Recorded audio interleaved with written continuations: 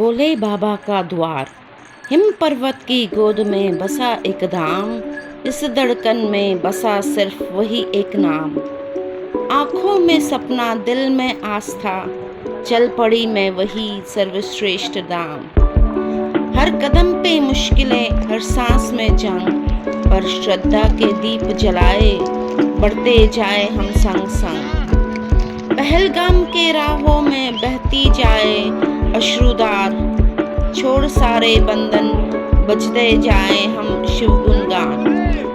हर कदम पर उम्मीद की डोर, हौसला बढ़ाते चले शिव की ओर। शेषनाग झील के किनारे पाते सुकून संगम, जल में शिव का ध्यान, हर क्षण में शिव का सत्कार। हर हर महादेव जो जपता, हृदय को शांति और हर पीड़ा को हरता।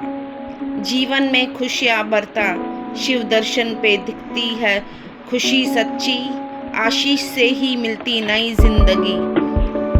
यात्रा का हर पल एक नई कहानी, अमरनाथ की राह में बसी शिव की बानी। हर हर महादेव।